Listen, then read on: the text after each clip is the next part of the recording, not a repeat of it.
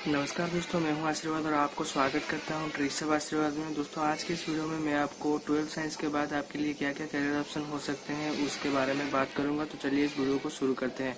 दोस्तों, career option चुनने से पहले मैं आपको 2 टिप्स देना चाहूंगा कि पहले जो है आपको पता लगाना होता है कि आपका जो है रिजल्ट कैसे आएगा, उसके बाद ही आप कैरियर ऑप्शन के बारे में सोचिए। क्योंकि आजकल जो है कैरियर ऑप्शन बहुत ही टफ हो चुका है और बहुत सारे कैरियर ऑप्शंस आपके लिए अवेलेबल हैं। और आप साइंस से पास आउट हो तो आपके लिए बहुत सारे ऑप्शंस अवेलेबल हैं। तो आपको पहले सोचना पड़ेगा कि आपका जो है प्लस 2 का एग्जाम कैसा गया है। और सारे बच्चे लगभग जान लेते हैं कि एग्जाम के बाद उनका कितना मार्क आएगा, 40% आएगा कि 50% आएगा, वो उनको पता लग जाता है। तो पहले आपको वही सोचना है कि मेरा कितना परसेंटेज आएगा, मेरा 60 से एबव आएगा या फिर 60 से नीचे आएगा।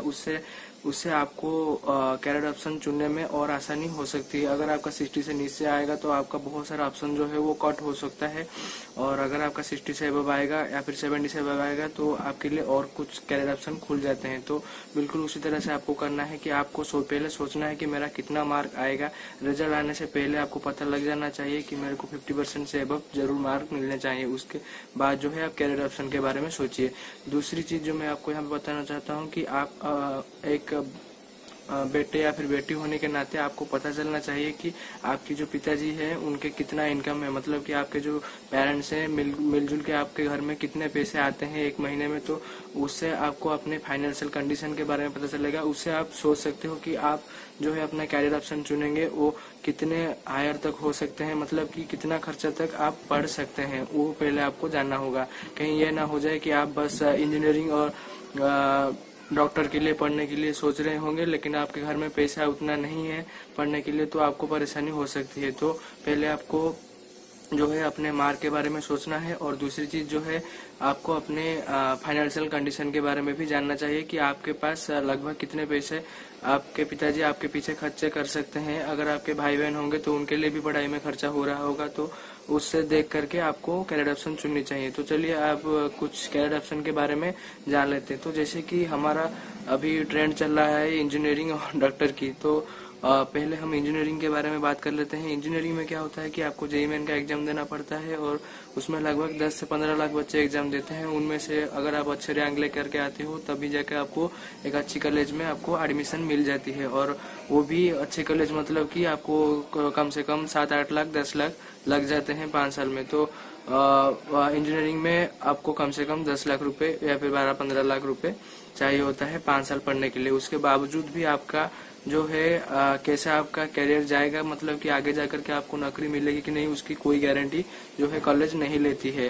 तो फिर मैं आपको ये रेकमेंड करूंगा कि अगर आपके लिए आपके पास ज्यादा पैसा नहीं है जेईई मेन में, सॉरी अगर आपके पास ज्यादा पैसा नहीं है इंजीनियरिंग पढ़ने के लिए या फिर बीटेक एमटेक करने के लिए, तो आप जो है आपके लिए दूसरे ऑप्शन जो मैं आपको यहाँ पे दूंगा वो है एक तो है बीसीए मतलब बैचलर इन कंप्यूटर एप्लीकेशन, दूसरा जो है बीएससी आईटीएम मतलब इंफॉर्मेशनल टेक्नोलॉजी एंड मैनेजमेंट, और तीसरा जो है आपके लिए बीएससी सीएस मतलब कंप्यूटर साइंस।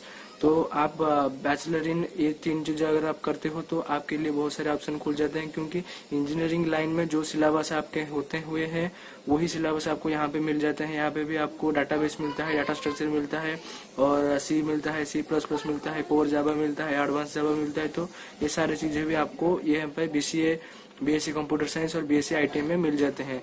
और हालांकि अगर आप फीस के बारे में जाएंगे तो इंजीनियरिंग में लगभग 1.5 लाख 2 लाख रुपए खर्चा हो जाते हैं एक साल में।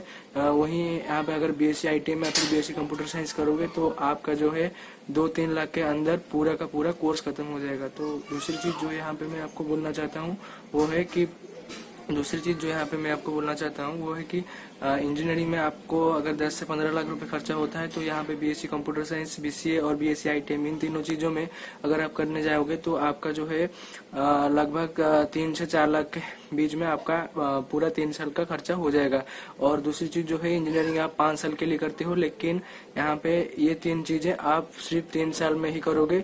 और इसमें भी लगभग वही कंपनीज आते हैं कॉलेज में, जैसे कि इन्फोसिस है, टीसीएस है और विप्रो है, वही सेम अगर आप आईटी से रिलेटेड हो तो आप जरूर जान पाओगे। मैं कंपनीज के बारे में बात कर रहा हूँ तो वो सारे आपको मिल जाएंगे। तो दूसरी चीज जो है वो है एमबीबीएस, जो कि है पीसीबी स्टूडेंट के लिए, मतलब फिजिक्स केमिस्ट्री मैथ, उसके साथ बायोलॉजी भी होना जरूरी है।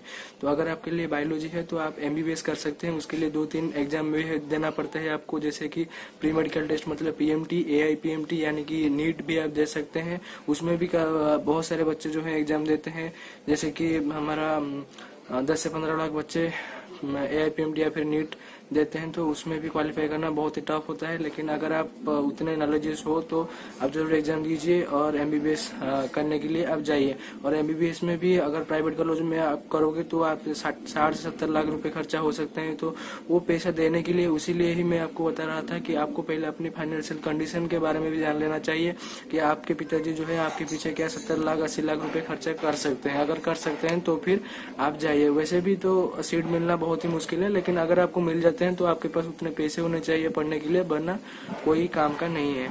तो अगर एमबीबीएस के लिए आपके पास पैसा नहीं है, और दूसरी चीज जो है, अगर आप एमबीबीएस थोड़ा टफ एग्जाम होता है, उसके बाद में छोड़ करके अगर कुछ और आप बायोलॉजी को लेकर करना चाहते हैं तो उसमें आपका जो है बीडीएस आ जाता है, जिसमें भी पीसीबी स्टूडेंट एग्जाम देते हैं।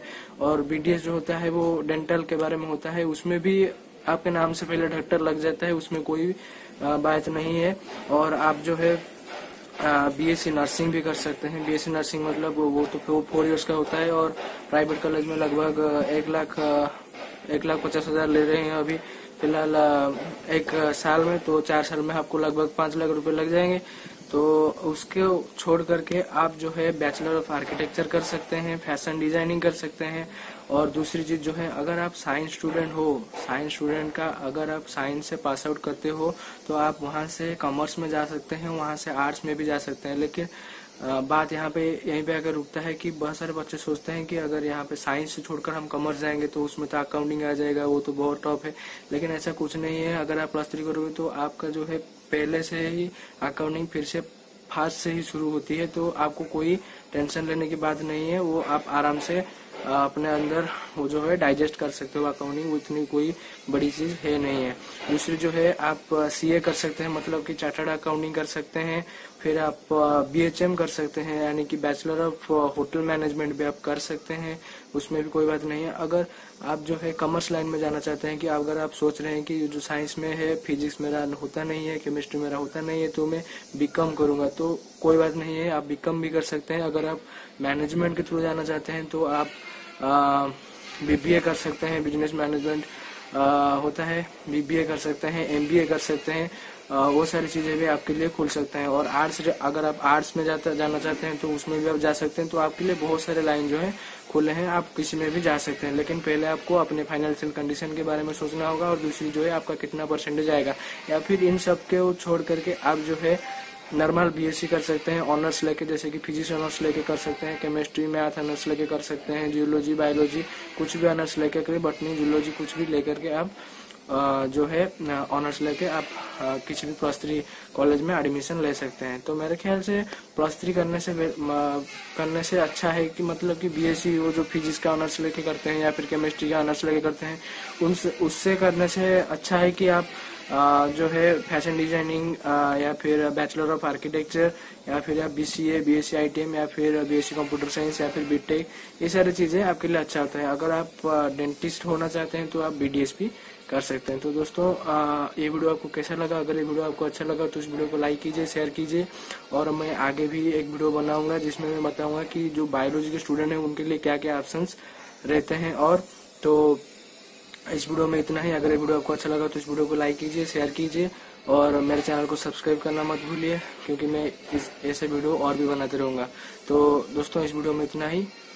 इस वीडियो को देखने के लिए धन्यवाद।